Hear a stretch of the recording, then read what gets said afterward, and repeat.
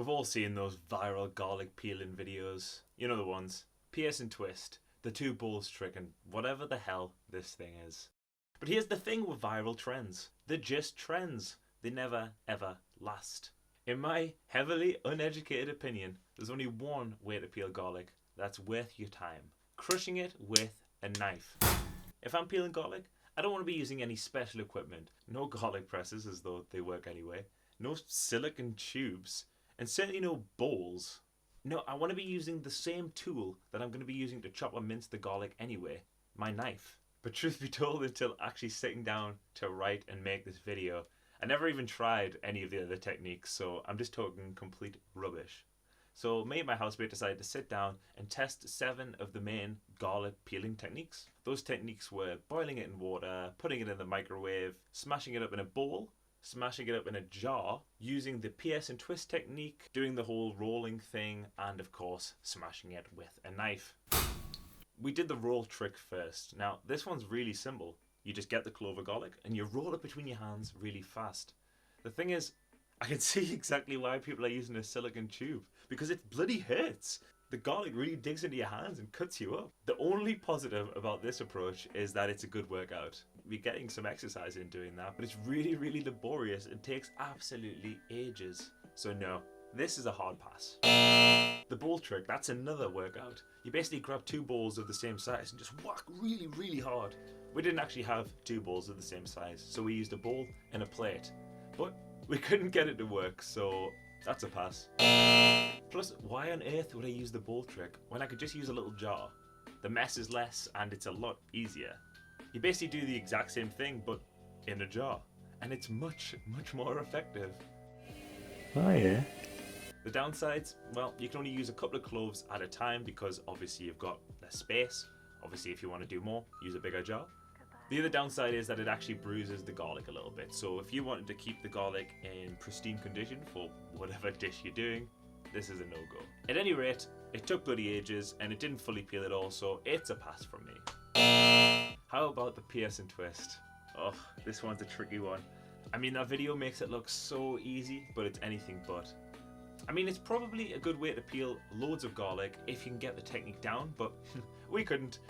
This guy figured out that you need to stem the root of the garlic to actually do the technique, but you know what? It's just not worth it. Have you ever seen this graphic? It basically shows you how much time you save based on how often you're going to do any given task. So let's say I'm peeling loads of garlic like once or twice a year. I'm probably going to shave off, what, 5 minutes by mastering this technique?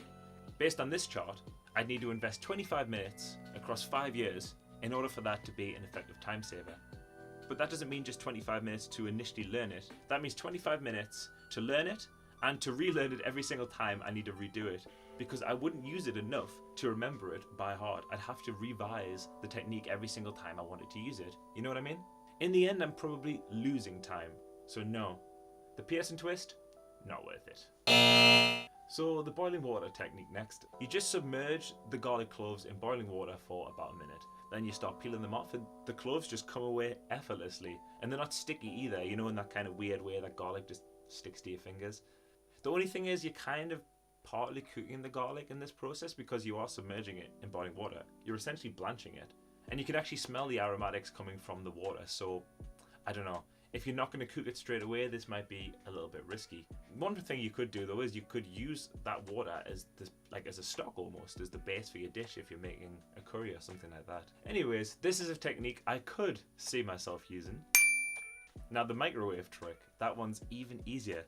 Just bang them in the microwave for 20 seconds and, well, see for yourself. They came out really nice.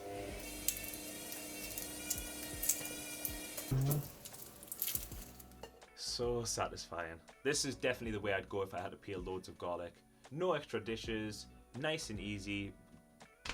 What else can you ask for? But you know what, like, for me, I'm gonna stick with the 7th technique. The end of a knife. I just don't peel enough garlic to justify the faff of any of those techniques. For a typical dish, I'm using 3 or 4 cloves, 5 at a push. You know, if I've got more guests around, maybe I'm doing like 6, 7 cloves. But with a knife, those numbers are easily managed. You know what I mean? The microwave technique and the boiling water technique, they're great if you had, you know, ridiculous amounts of garlic to peel. So if you are working in a restaurant and you're tasked with peeling all the evening's garlic, or if you were doing Christmas dinner and everyone just loved your garlic bread, then yeah, those would be pretty good approaches. But me, I'm never in those situations. I've never peeled garlic in a restaurant before, and I've never ever cooked a Christmas dinner. And when you factor in all the extra dishes and all the rest of it and all the special equipment that might be needed, for me, it's just not worth it. But that's just me. Maybe you do work in a professional kitchen and you've been tasked with peeling all the garlic. Or maybe you've got a massive family who just can't get enough of your chicken Kievs. Then yeah, fair enough. Nuke them in the microwave, put them in boiling water, whatever. That makes sense for you, do it. But for me, and I think I represent the typical home cook, sack it off. Use the knife. And you're going to need these techniques because next week we're going to be using that garlic in a chicken tikka masala. Thank you so much for watching.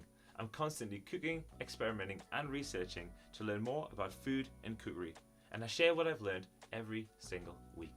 If you want to learn more about the food that you cook and better ways to cook it, please consider subscribing to the channel.